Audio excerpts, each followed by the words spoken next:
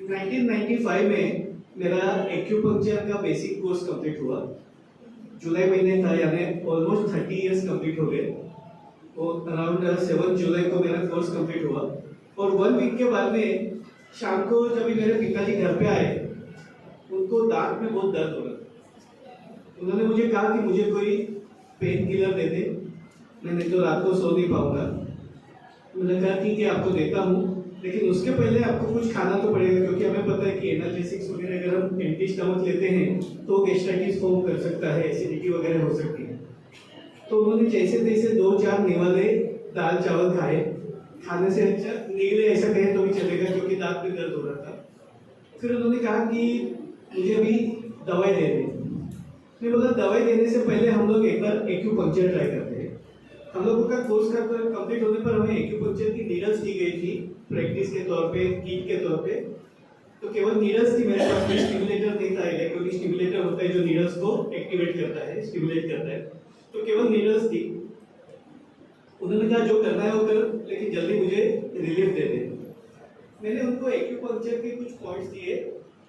यहाँ पे उंगली और अंगूठे के बीच में ये जो पोर्शन है, सॉफ्ट पोर्शन, यहाँ पे ये पॉइंट होता है LI4, वो पॉइंट का नाम है।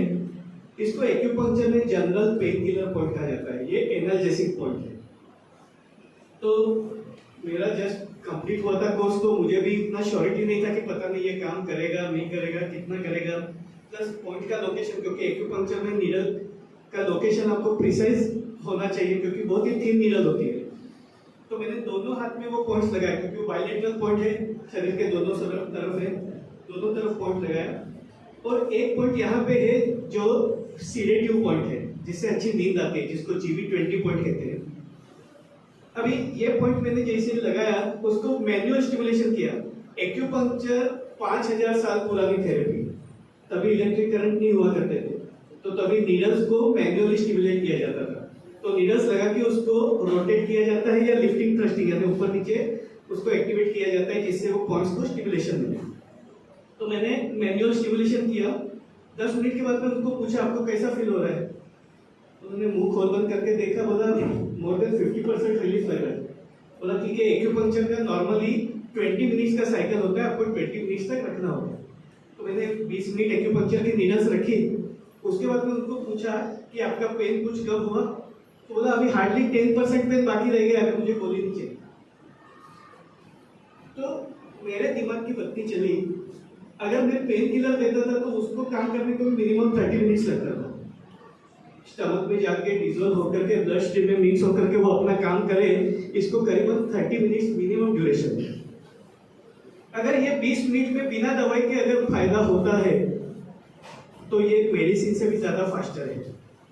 और उस बात को वो मुझे जो क्लिक हुआ, और फिर मैंने मेरा मन बना लिया कि अभी मुझे एक्यूपंक्चर में ही अपना करियर करना है। और फिर बाद में मैंने एडवांस कोर्स करके 96 में मेरा क्लिनिक ओपन किया। 28 साल से ज्यादा वक्त हो गया मैं एक्यूपंक्चर के ऊपर ही फोकस करता हूँ। कहने का मतलब ये है, बिना दवाई के भी बीमारी ठीक हो सकती है। ये बात मुझे भी पता चली, और ये चीज मैं ज्यादा से ज्यादा लोगों को बताने की कोशिश करता हूँ। लेकिन आप लोग फार्मेसी से रिलेटेड है, यानी आप लोग ऑलरेडी मेडिसिन से रिलेटेड काम कर रहे हैं, लेकिन मेडिसिन की क्या लिमिटेशंस हैं, या मेडिसिन के अलावा हम क्या पद्धतियों का इस्तेमाल करके पेशेंट को फायदा पहुंचा सकते हैं, ये काफी महत्वपूर्ण है।